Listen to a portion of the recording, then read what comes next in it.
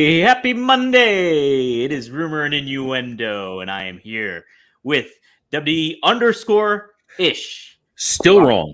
What didn't I do? Remarkable how wrong you consist. First of all, I can't tell if because your last name is DeAngelo, you're allowed to do that over the top Italian accent. Like, hey, how you doing? Hey, what's that? WWE Creative _ISH.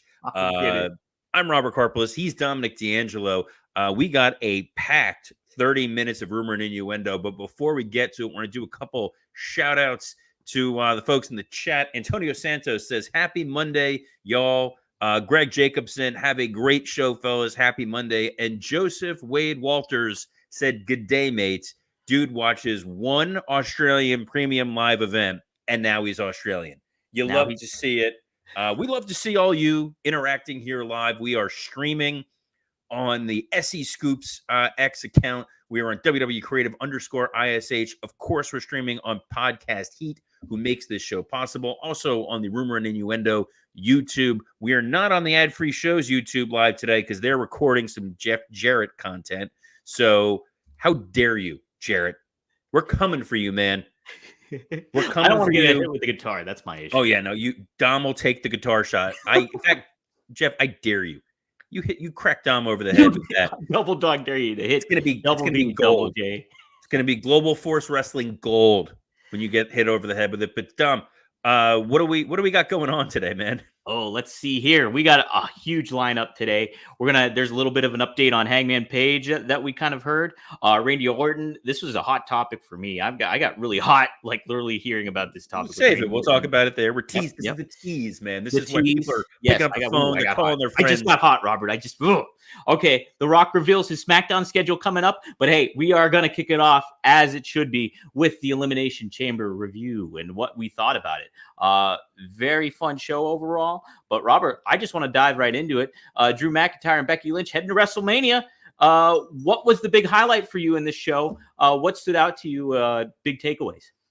Sure. First big takeaway is we gave our predictions on Friday. We said what we thought was going to happen, and every match went exactly according to plan. And as we have said here, because we hold you, our listeners, to a higher standard than the general wrestling audience out there, you guys understand that when logical booking pays off, it's not a criticism. It's not a detriment. It's not boring. It's them telling a story and paying off that story. Becky Lynch, Rhea Ripley, Drew McIntyre, and Seth Rollins, those were the two matches.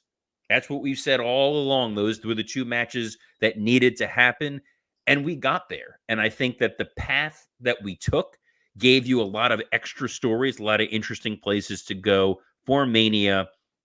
That was my big takeaway, Dom. That and a 5 a.m. pay-per-view, premium live event to get up for. Not as difficult as you would think. Maybe it's because I have small kids and I'm used to being up that early. But I kind of like that. I was up by 5, by like 8:30. I'm ready to go start my day. Would you overall take morning pay-per-views over evening pay-per-views? Nah, you don't want to get rid of evening pay-per-views, but I don't mind throwing a couple of these a year into the mix. It's kind of fun. It felt different. I like when they did that show in Japan before. It's nice, and it gave our listeners, our viewers in Europe, a chance to kind of watch something at a more normal time. This is the world that they've been living in for years. Right. Well, look, Mike Malario says the kind of what you were saying, no swerves, bro. Really enjoyed the show, though. What was predictable was fine. And we got the outcomes that really make sense. And I think the matches in themselves, especially the chamber matches in particular, were very captivating in their own right. Like Becky Lynch, she went the distance. Big highlights in that match when it comes to like some stars getting positioned. Like I thought Naomi had a strong showing and was the first even eliminated. But then ultimately, like I think the big show stealer in that bout itself, like if you had to take away from it, was Tiffany Stratton. Like some of the moves that she was capable of doing, it was really a highlight spot for her. And then you ultimately get the story across that Becky Lynch is challenging Rhea Ripley. So very captivating opening fight, I thought. And I love the Scott Hall tribute that she did, too. So he's my all-time favorite. So it's pretty cool to see that, too. So. The Scott Hall gear looked very cool. Tiffany Stratton absolutely was the star. We teased that last week that we thought she was going to get a couple opportunities to shine. the way that they were able to jump off the cage and make it look so effortless was really impressive. And it'll be fun to see what happens with some of these other women because they're going to need something to do. We've talked about maybe they're going to go for the women's tag titles, opportunities to build some personal issues between now and Mania. But Becky Lynch, Rhea Ripley is worthy of headlining a WrestleMania. That is, as we've said before, that's a poster match, as is Seth and Drew. Yes. Maybe not as sexy, as appealing as some of the others, because we have seen some Seth and Drew matches in the last few months, but it's a different Seth Rollins than what we were dealing with before. This is a guy who's coming back from injury. He's kind of divided in his storytelling, which we'll get to in a minute. And Drew McIntyre has really stepped up his game. Yeah, go ahead. I was going to say, you want to reward talent who, when they're given this opportunity in this new WWE environment of let's see what you can do, they gave Drew the ball and he ran with it. And that was conveyed in that match itself, like physically, I think. Like you see those Claymore kicks that he delivered, very crisp, very like emphatic, just felt like a star when he was squaring off against Randy Orton in that final like last moments of the match. He felt like he should have been there. Very, very much a big aspect of that whole show, I thought, was Drew McIntyre. Real quick, what was your takeaways in the elements of that match? There's some interesting stuff set up when it comes to, like, you know, maybe Logan Paul and Randy Orton, some other stuff like Kevin Owens just having a good showing, Bobby Lashley with that big spot. What were your thoughts on there, Robert? AJ Styles flew an awfully long distance for one chair shot. You got to love that. But you've set up LA Knight, AJ Styles. You know, when we've kind of hypothesized and teased out WrestleMania cards, and I took steps back and looked at it, I had thought we were going to get an Orton AJ match as a personal issue coming out of Chamber, and LA Knight Logan Paul. The way they're going, I'm not mad at it. I think Orton and Logan Paul, very attractive match. Logan Paul costing Orton his opportunity, even though it's a no disqualification match. I get it, guys. The law degree is finally coming in handy here. But you've set up a personal issue with Orton and Logan Paul, which is a really fun Mania tease. You're going to get some good promos out of that. LA Knight, AJ Styles. That's a fun interpersonal match. I think Logan Paul, LA Knight could have worked, but LA Knight has cooled off in the last couple months. He's come back down to earth. AJ will get a great match out of him. What was really interesting is Drew McIntyre, LA Knight, Bobby Lashley, AJ Styles. Big night for TNA, guys. Big night for like folks that were under the TNA umbrella and then transition over to WWE or came back to WWE. And they looked incredible. Drew looked like an absolute monster coming out of that show. But the interesting kind of other aspect of this is Seth is focused on two different storylines at once, Dom. Yeah, it's, you know, you set him up as a major star doing that, I think, too, because he's got the world title, obviously, to worry about, but then he's involved in the biggest storyline going on in wrestling at the moment with Cody, The Rock, Roman Reigns, the Bloodline, all that stuff. So I think it's just they're really setting up the road to WrestleMania to be pretty darn engaging this upcoming. And real quick before we move on, I just want to say, too, like, Logan Paul gets it, man. Like, I think the coolest aspect, my favorite aspect even of that match, is when he entered and then he got into the face of Kevin Owens and Kevin Owens started headbutting the door or whatever. And like Logan Paul was freaked out. He looked scared, and you want a heel to act like that. And it was just a cool takeaway from a guy that's relatively new to it all. So it's pretty. That was great. His work with the Sharpie inside the cage, writing on the glass between the telestrator last week and the Sharpie. We used to know Vince's like on-screen picadillos. I think Hunter's big thing apparently is guys writing on screens. This it's like the old when he would spray paint DX onto cameras and buildings. This is kind of his production kink. We're seeing it in full force, and I think that Logan Paul really interesting production-wise. A couple key takeaways here. First, I love the cameras and the audio in the chamber. I love the way they shot the matches. I love the wide shots from the top of the stadium to see this, just the massive nature of that building. But one of the criticisms, rightfully so, the length of this show could have been probably cut in half if you removed all the commercials and you removed all the promotion. Mm-hmm. I understand why you need that.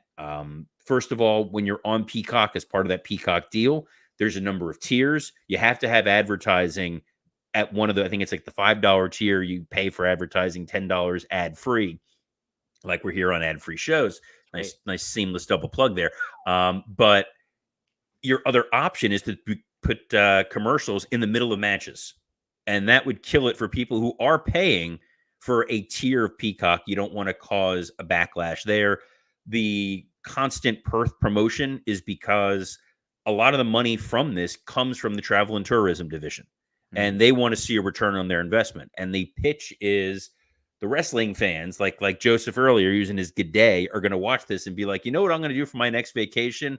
I was going to go to Cleveland, but to hell with it. I'm flying to Perth, Australia, because that's an easy shift, but it works. It's sort of a necessary evil. It's a little, I don't know, clunky and uncomfortable, but guys, we want to make sure that you're less clunky.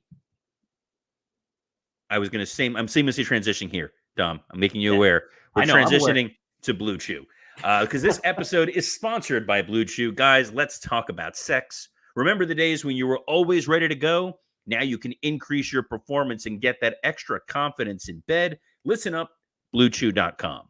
Blue Chew is an online service that delivers the same active ingredients as Viagra, Cialis, and Levitra, but in chewable tablets and at a fraction of the cost. You can take them anytime, day or night. Some of you may have taken it at 5 o'clock in the morning. You got up for chamber and you were ready to go during all those long commercial breaks. You guys can plan ahead or be ready whenever an opportunity arises. And by opportunity, we mean penis. The process is simple. Sign up at BlueChew.com. Consult with one of our licensed medical providers, and once you're approved, you'll receive your prescription within days. Blue Chew tablets are made in the USA and prepared and shipped directly to your door in a discreet package. As Conrad likes to say, there's nothing discreet about your package. Blue Chew wants to help you, yes, you, have better sex. Discover your options at BlueChew.com. Chew it and do it. And we've got a special deal for our listeners. Try Blue Chew free when you use our promo code RUMOR at checkout. Just pay $5 shipping. That's BlueChew.com, promo code RUMOR to receive your first month free. Visit BlueChew.com for more details and important safety information. And we thank Blue Chew for sponsoring this podcast. Thank you, Blue Chew. And hey, Joseph himself says it too. I've been up since Saturday morning thanks to Rumor. Thank you. Good on you, man. Not the kind of information we necessarily wanted to know about Joseph Wade Walters, but I feel a little closer to him now. Right. And based on the fact that he may have taken a Blue Chew, I'm kind of glad I'm not that much closer to him. We got closer though, Robert, to WrestleMania, and that all. Look at you! Look, I'm so proud of you. You're taking the mantle of weird transitions. You're wearing it like a Charlie Brown T-shirt that you're wearing right now. Living the gimmick, baby. You are living the gimmick, dude. We're on the road to Mania. Where are you taking us, man? I am taking you to that segment real quick on Elimination Chamber between Seth, Cody, Grayson Waller, and Austin Theory. We got some stuff set up. Seth revealed that he's going to be in a few days being cleared to wrestle, and then Cody issues a one-on-one challenge to The Rock. Where do you see this taking form there, Robert? All right. I had said if you needed to do a Rock match, I would rather do a Rock Cody one-on-one match than a tag match. Yep. Seth talking about cutting off heads of snakes and having his back and all that. You could still do the one-on-one match. You could still do Rock versus Cody. That's another great poster match. It's an opportunity for The Rock to have a singles marquee main event match and also allow for the world title match the next night. It opens up the door for Bloodline to attack Rollins and injure him going into his match with Drew. A lot of different moving parts going on here. It'll be intriguing to see where we line up or where we land. I think we will get Rock and Cody in some capacity. Tag match feels like the safest option still, as much as I vehemently dislike the idea of the tag match, and other former writers that I've talked to have the same feeling I do, which is I don't want to see Roman and Cody touch the night before. Right. I want to save that special moment for the main event of Mania. They're keeping them separate. You're not allowing those guys to really interact directly, utilizing Solo, utilizing Jimmy, letting Heyman cut promos. A lot of opportunities here. And Cody calling out Rock now puts the onus on Rock, who I believe is on SmackDown this week, Dom. That's correct. Yeah, he's set up for a whole lineup here coming up for the next 3 weeks, to be a matter of fact. Yeah, SmackDown takes place in Arizona this Friday. He'll be there. Then the week after that, he'll be in Dallas, Texas, home of WrestleMania 38 on March 8th. And then finishing it up for right now in Memphis, Tennessee on March 15th, where Rock really got a lot of his start. So pretty interesting. But I'm with you, Robert. I want to ultimately see Cody and Roman not touch till that one-on-one match. And then in addition to that, I think it feels more significant if The Rock is in a one-on-one match. And, I think Cody would be able to kind of compliment Rock in a good way in the ring, because Cody is seasoned and constantly wrestles while The Rock hasn't wrestled in forever. So that I think makes more sense. I think it's more engaging too, for the aspect of maybe just Seth being in his corner strictly for that. And then you can set all that up, in a build to maybe McIntyre 2, maybe night 2, however they lay out WrestleMania weekend. I think it opens up for a lot of cool elements going on there. Robert. It does. It'd be interesting if Rock winds up beating Cody because of all the outside whatever. And then if Roman fails, now you have that power struggle within the bloodline of Rock saying, Roman, you dropped the ball. Last time we had that, X-Pac lineup showing up. But you never know. This could open the door to bring in some new members of the bloodline. There's been some folks buzzing around, teasing. Maybe you're going to bring in a Tama Tonga from New Japan. I think that would be kind of interesting to see where he winds up. Jacob Fatu is another Jacob name. Fatu is the other name I was going to bring up. Love Jacob Fatu. Yeah, awesome. Fun little Easter egg. When he was first in MLW, Stokely Hathaway and I managed him. Really? One of the only times I ever did anything on camera was I was Stokely's lawyer for this situation with Jacob Fatu, and super nice guy. But when he gets fired up, terrifying. Stay clear. Absolutely terrifying. Hell of an in-ring performer. A lot of cool opportunities there, but something interesting with The Rock, his reveals of where he's going to be only on SmackDown, showing a lot of love for Fox, who's not going to have WWE programming come October.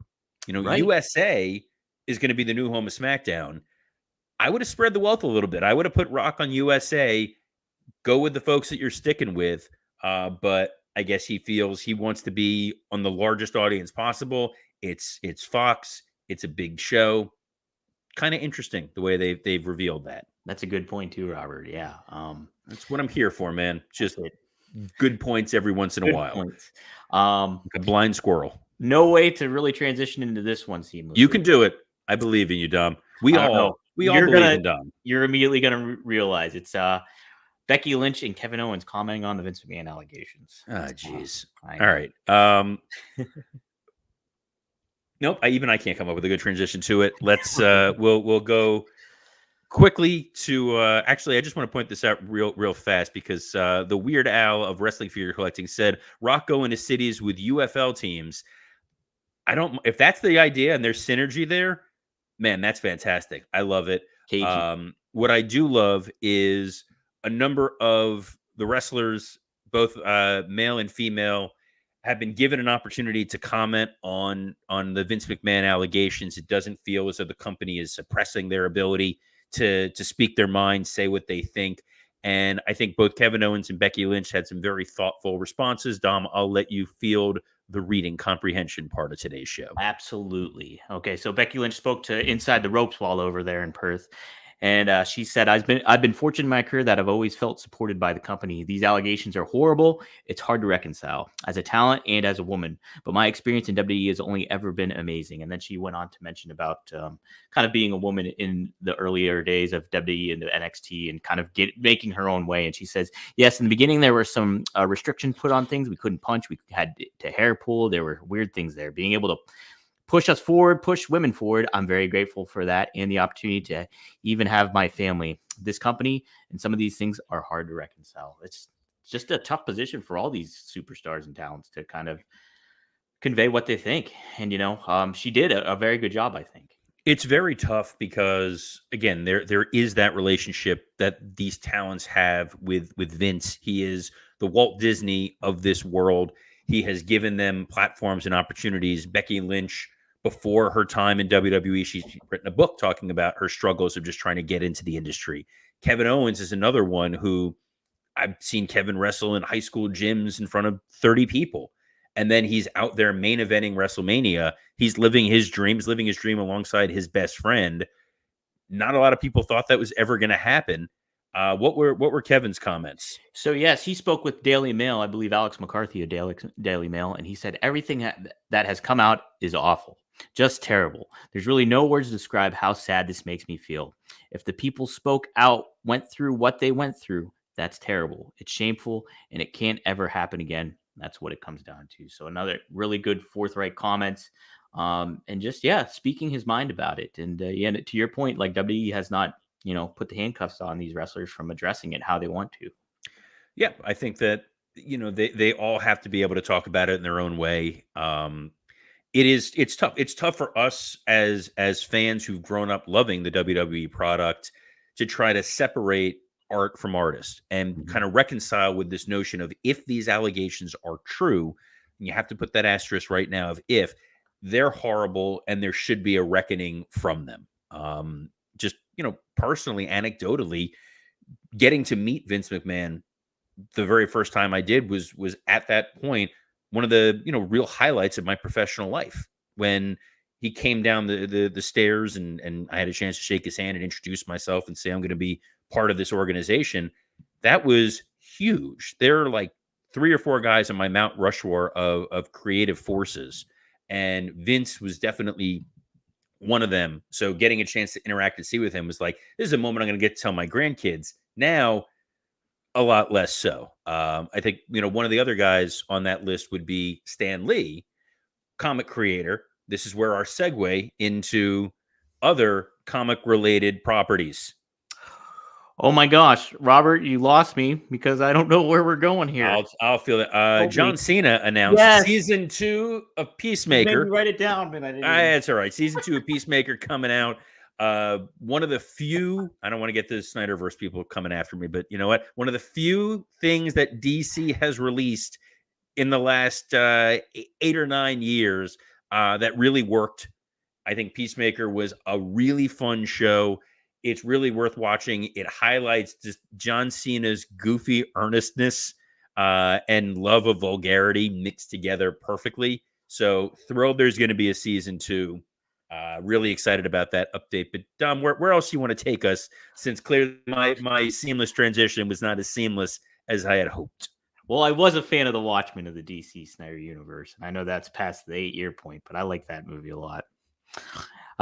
Yes. Where did I want to take you? Was I don't know, man. Hangman Page. It seems like a touch and go situation, according to Sean Ross Sapp on Fightful. How they made it seem on the closing of Dynamite, made it think like he was hurt. Then you hear it's work. Then you hear it's maybe not. And so here it is. Here's the quote from Sean. There is a sort of touch and go situation that may see him ending up not being able to work the Revolution show. And if that's the case, then they can use this as a reason. The hope is that he'll be good to go for it as well. But it was carefully crafted work and well done. Robert, we kind of expressed our opinions on the angle itself and what it is. I'm kind of sick of these injuries. Like, is it a work? Is it not a work kind of thing? Blurring that lines. And I think it leans into the aspect of what's constantly wrong with AEW is like, there's a lot of injuries that occur. And why are you leaning into that aspect of another top star potentially being injured for a headline show that you're going to have here this weekend that showcases Sting? So I don't know. What are your thoughts? you're trying to sell pay-per-view buys at this point. The show, I think, is almost entirely sold out. If there's any tickets left, it's like a couple singles floating around somewhere. Like, they are showing up in droves for this show. The idea is, whether you're ordering this on pay-per-view or wherever else it may be streaming, I don't know if it's on Bleacher Report, Fight, wherever it is. The idea is, you're tuning in because you want to see this triple threat main event as well as see Sting's last match. If Hangman is not going to be a part of that match, it does change the dynamic. Is it going to change somebody's opinion as to whether or not they're going to order the show? Teasing an injury angle that wasn't forthright on air, but instead was played out in rumor and innuendo and dirt sheets and all that, you're creating unnecessary distrust and noise. If there's an extenuating reason why Hangman is not able to participate in the show, okay. We don't know what that is. We don't know if it's a family issue, a scheduling issue. We're not entirely sure. We're in a new era of wrestling where we as fans accept that these guys have lives and there's potential conflicts. Bronson Reed tweeted out that he was not at the Elimination Chamber show. His wife gave birth, so congratulations to Big Bronson Reed. Yep. So much so that Triple H congratulated him on it, something that would have been unheard of. So if there's a potential personal issue going on with Hangman that he can't be there, we're going to understand. If you're teasing injury angles for it, that's a lot less so. That's a lot murkier. But, it is what it is. And we don't want anybody to get injured. We don't want anybody trying wrestling moves at home, Dom. Not that I'm segueing you into another topic or anything. Robert, this infuriated me, this next topic. It's going to come out of nowhere. Right. Come out of nowhere.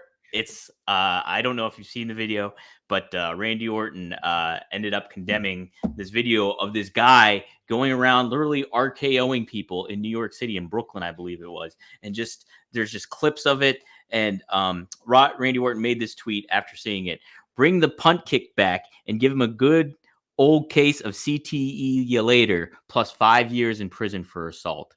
When I watched this video, I was I got very angry because I'm just like, these poor people have no idea what's going on. You haven't heard the first guy go, ow, my knee. And this guy is, don't try this at home, but this guy is just leaning into this aspect of being wanting to make buzz on social media and stuff like that. And it's just, this guy should go to prison. It's like assault. It's assault. It is assault. Literally the definition of assault and battery. Or the definition of battery is the harmful or offensive contact to the person of another. There you go, 3 years of law school flex right there. I would say getting RKO'd by a stranger would be a harmful or offensive contact. It is a very dangerous move. You can hurt somebody. You could break somebody's neck doing this. You could hurt their knee. You could absolutely cause your... Don't touch other people to begin with. I think that's across the board. More importantly, don't be out there doing wrestling moves on people. That is... We have seen a lot of injuries where folks have done wrestling moves, professionals in the ring. You think immediately of Steve Austin and Owen Hart and the pile driver. Probably done that move 1,000 times. You have one off moment, one off second. Someone breaks their neck. Obviously, D'Lo Brown and Draws. And these are, again, professionals in a wrestling ring who know what they're doing in a cooperative manner. When you're trying to RKO someone in a non-cooperative nature, you're really going to hurt them. I hope this guy goes to jail for a long, long time, Dom. I agree. I was so mad. And I don't blame Randy Orton for, condemning that, and not because he's an adult. He's a father. He's got kids. Orton's the best. Yeah, he is the best. And it's just I want Randy Orton to have a punt kick this guy. So cool. Hey, I'm going to punt kick some plugs to you, Robert. What do you got going on, man? You can hear my other podcast, Wrestle Roast, which is up now. For our Patreon and Wrestle Roast, they waited until we actually did the show for me to read the Observer Awards. On this show, I don't use strong language. I don't use profanity. We like the family friendly environment here. BlueChew.com, promo code rumor. But on that particular Patreon, you're gonna hear a moment where my brain snaps, and the words that come out of my mouth are not meant for a general audience. But you can also follow me on Twitter at WWCreative_ISH. Eventually, Dom is going to figure out what it is. And And thank you for everyone that supports us on all the various platforms we are streaming. I will always ask, go on the iTunes, the Spotify. They're up a 5-star review. We love to see it. We love to read it, just like we love all your comments. Excited for you guys are going to be joining us tomorrow. But Dom, before then, where else can the fine folks find you? Absolutely. Yeah, as you can see down below, you can follow me on Twitter, X at Dominic DeAngelo. But hey, today, big episode of One of a Kind with RVD drops at 4:20 p.m. Eastern Standard Time. Special guest, Sabu. And we cover RVD's recent appearance on AEW Dynamite, but then we cover the history between Rob and Sabu and himself and what his future plans are, having a last match and all that stuff. It's going to be it's a great episode, amazing episode, 4:20 p.m. Eastern Standard Time. And then tomorrow, be sure to check out Straight Talk with the Boss, Magnum TA, and Greg Gagne. We spotlight Bruiser Brody, but we also cover current event topics too. We go over the Power Town figures, a lot of fun. Go to Gagne and Magnum.com, go to RVDTV.com. And there you go, guys. What a Monday. What a way to kick off Monday. We didn't even get the preview. That's going to be a fun show, that Bruiser show. Not an episode to listen to in the shower, guys. But anywhere else, you'll enjoy it. You'll dig it. We hope that you dig what we're doing here, and you come back tomorrow at noon Eastern. So on behalf of the amused Dominic DeAngelo, I'm Robert Karpeles. Best of luck in your future endeavors. Snoopy for life.